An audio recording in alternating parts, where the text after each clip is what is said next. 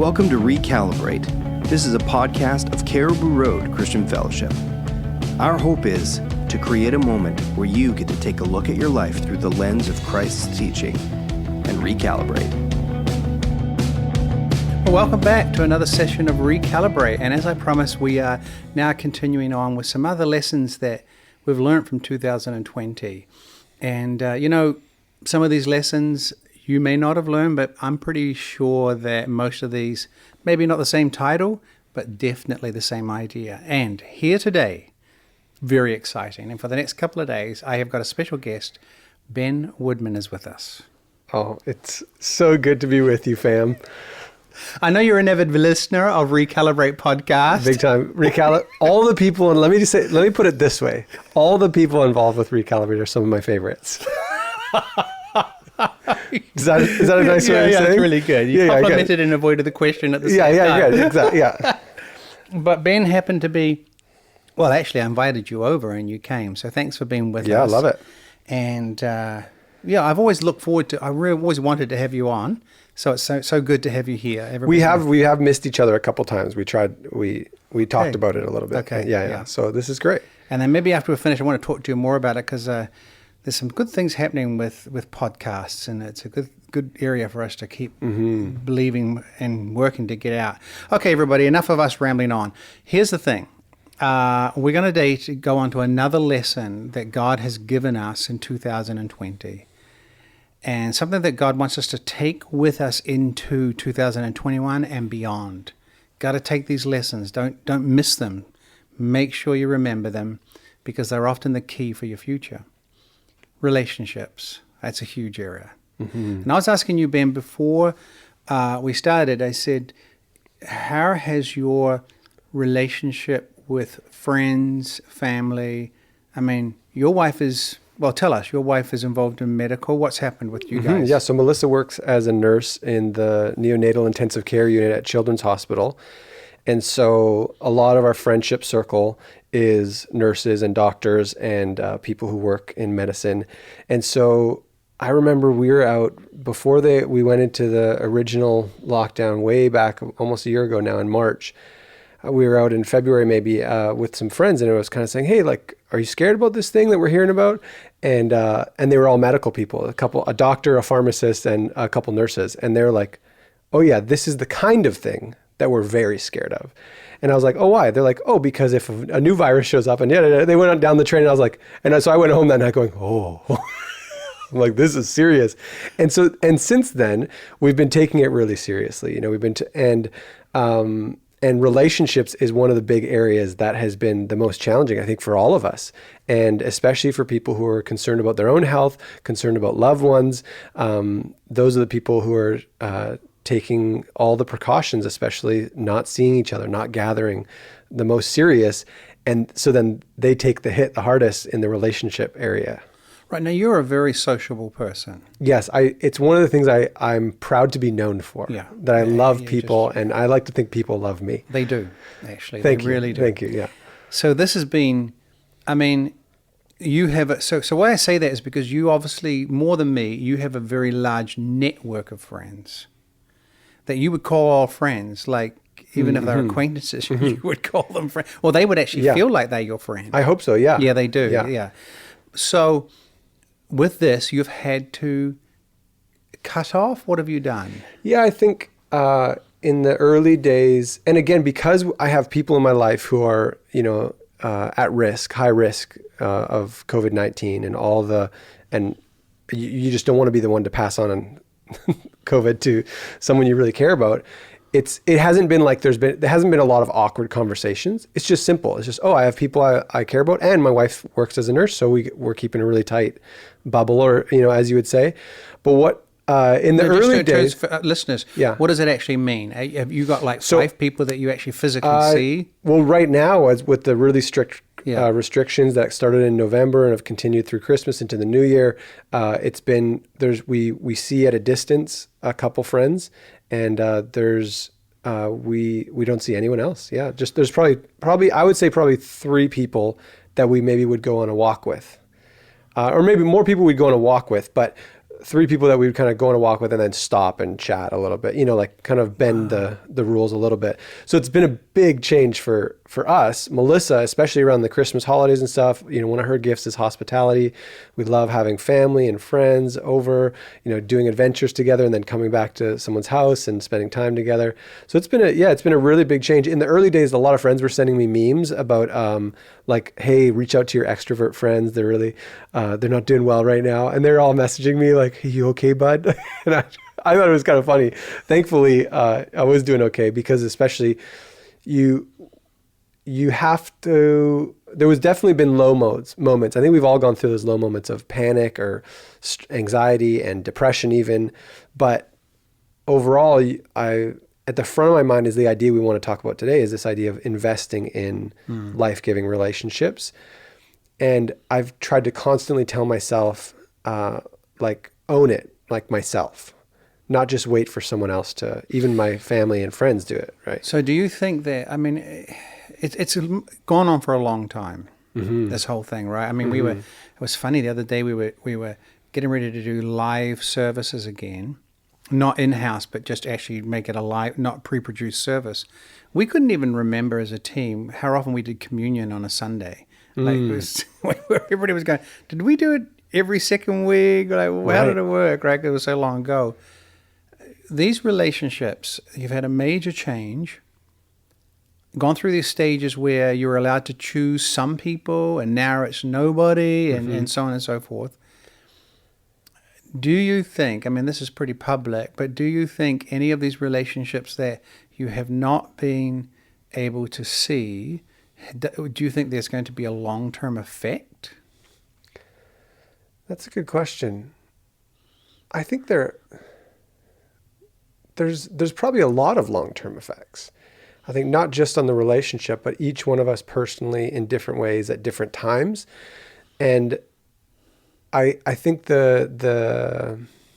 my decision and my hope is to trust that there's, when we say long-term effects, that I wouldn't say an easy yes to irreparable damage to the relationships and stuff like that. I wouldn't say that. Okay, but I would so say, you wouldn't. No, I don't think there's irreparable damage. I think that's life and grace, and with God and with each other there is forgiveness, there's reconciliation, there's ways to come back together. And so I'm like, no, we can come back together. And again, it's how we think about it, and then how are we owning it? What are we gonna do about it? If I stopped reaching out to someone and I feel like, oh, you know what? I should have been more committed to that person. If I can just own it and go to, and say, hey, I'm really sorry we haven't been in touch as much. Please forgive me. I'd like to be more in touch, moving forward. I like that. Not even having to give a reason, or it's like, let's just move past that, right to the point where hey, I wish I had done this for you, but I hadn't. Could we be different moving forward? And could you help me? I think that some people have found in this season, they've evaluated some relationships, right? Like they were putting a lot of effort in. Now they're not required to anymore. You're off the hook, as it were.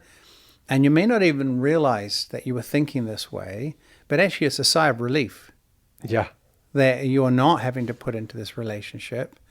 Have you experienced any of that? Yeah, I mean, I don't want to name names. No, I'm not asking you. Yeah.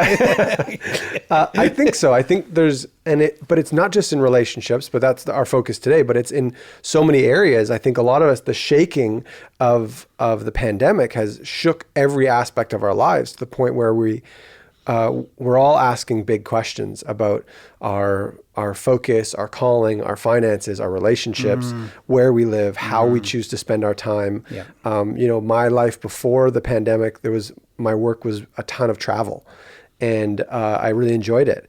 But I was always managing this kind of level of, how much is too much?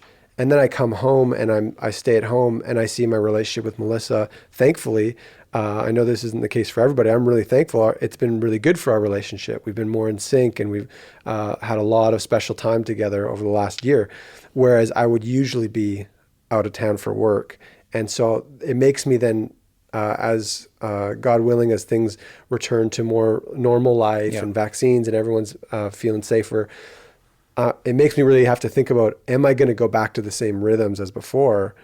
And I hope I don't, like I think, no, that's not a good decision. The relationships, the most meaningful relationships in my life are better when I'm home. It's interesting, just reading, I've done a lot of reading for today, and, you've got this news evidence that a number of married couples, there's higher divorce rates, so on and so forth. But equally, the number of testimonies of people who said this has been life transforming for the positive in our relationship. I mean, I think that's true of my family.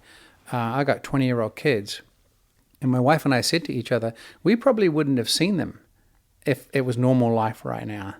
I mean, they would be out the whole time. We would have been a boarding house, and they. I know some of you guys are really good with your families, and your kids are really home all the time. My kids, we've kind of been we were kind of an independent background, my wife and I, and so when I grew up, you're out of the house by 18, traveling the world. So kind of instill that a little bit in our kids as well. So I don't think I would have seen them, but right now I see them.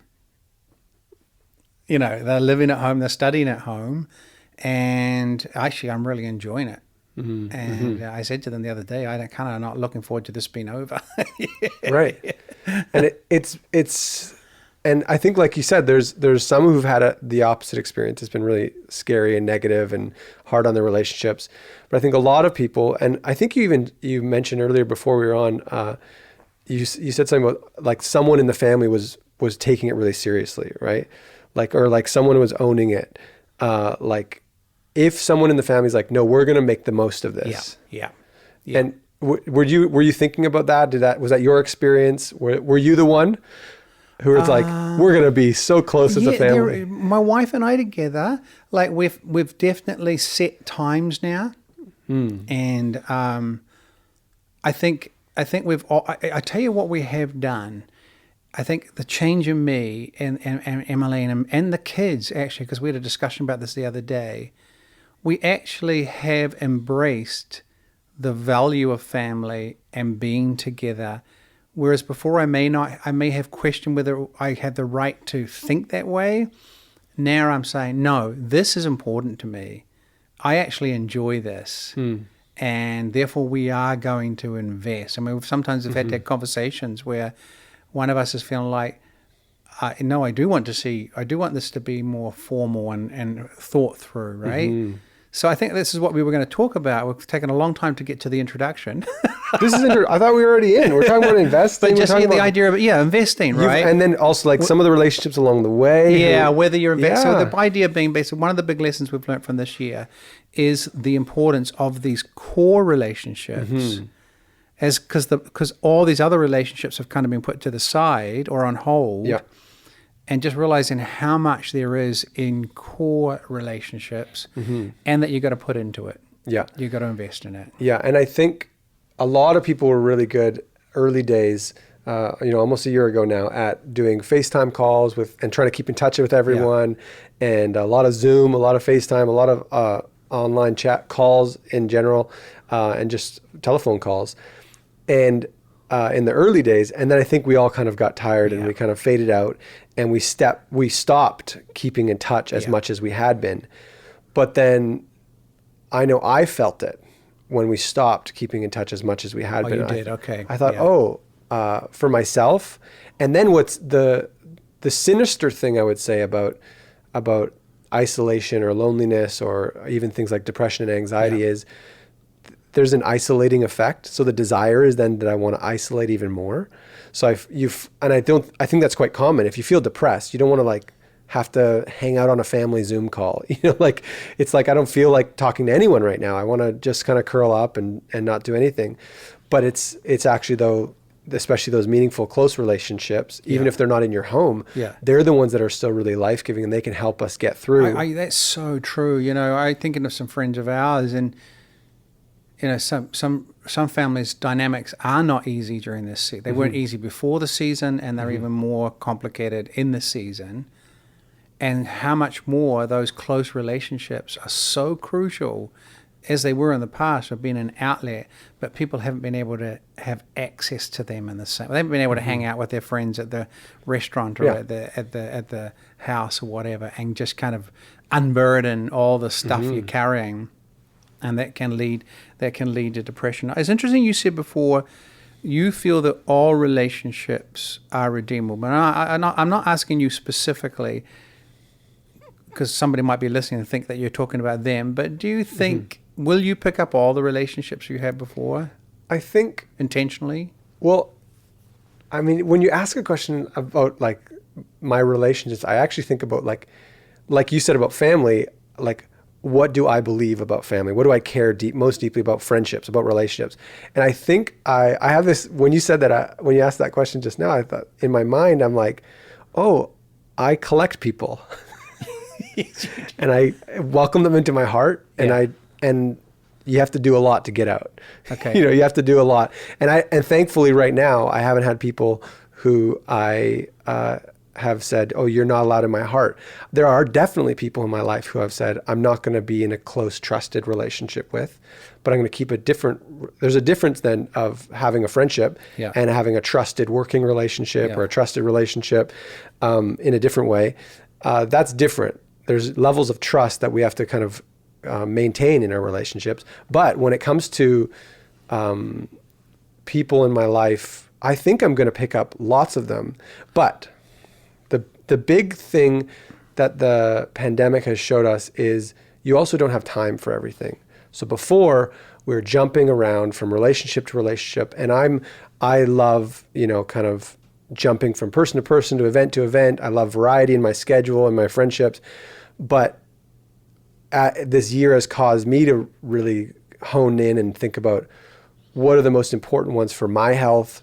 Who are the people I feel even called to walk alongside, journey with, friends who I feel called to and committed to, family members.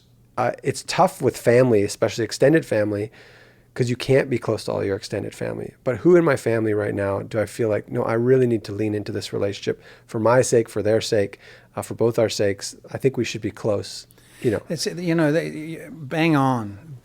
I think that's one of the big challenges that we're going to find moving forward. Like some people have said that you can have 5 really close relationships just purely because of the amount of time that you have to invest in it. And you're right. If we go back to flitting, those core relationships that we've gained now, like with my family, with my kids, and they go back to running around, being out and about, we're going to lose it. Yeah, so I did an exercise in, what would it have been, October, where I was with a small group of guys, and we did we were trying to life plan. So we're going through a way of kind of just big questions. What's going to be the most important in the year ahead? And then what do we want to work towards? And one of the exercises we did was a eulogy. So write your own eulogy. Now I kind of laughed when I heard we were going to do it, because this is something I would do with the youth kids. I'd take them to the cemetery and talk about how life is, it's you have one life to live, how are you going to live it? Are you going to live it for the purposes of God? And are you going to, and so I kind of laughed. I'm like, oh, we're going to write our eulogy, right? But then it was before we wrote the eulogy, it was who's going to say what in my life? And so I asked the question, who do I care most about and what they say about in my life? And it was a really odd exercise, but I prayerfully wrote down the people in my life who I thought I care the most about what they think when I'm gone, whether it be a year from now or 20, 30, 50 years from now. Who are the people that I care most about, what they say? And what I found was pretty easily, it got to a really kind of small list. Wow, that's a fantastic. Wow, that's amazing. And it didn't take a long time. I mean, it took probably only 20 minutes, but it was the kind of thing you don't usually think of day to day, And, one of the people in my life that I think of is my nephew, Christian. So he's my my oldest nephew. So he's the one who made me an uncle. And, so I've loved him the longest. I love all of them equally, but just him longer. You know what I mean? But I realized, I started to think in story form and almost narrative form, and imagine what do I want him to say about me if I'm gone in a year or 50 years or whatever. And there's a bunch of things that, there's trust, there's a friendship, there's respect, there's some me being there for him. It's a lot of laughs together, but it's not just laughs together. So maybe up until then, I'm like just trying to be the fun uncle who gives him candy. But then I go, oh, we got to go deep. We got to go, I got to plan into, because the ultimate goal was, and then how are you going to, at the end of this time of planning your life together, not just the eulogy session, a bunch of different sessions we did, was how then are you going to put this on your calendar? Yeah. And one of the biggest things was, especially when you start to get to calendar, you start to go, I don't have time. I just don't have time for all these random relationships. We want to thank you for joining us on Recalibrate today. For more information, please check out our website at crcfchurch.com. Let your kingdom come, let your will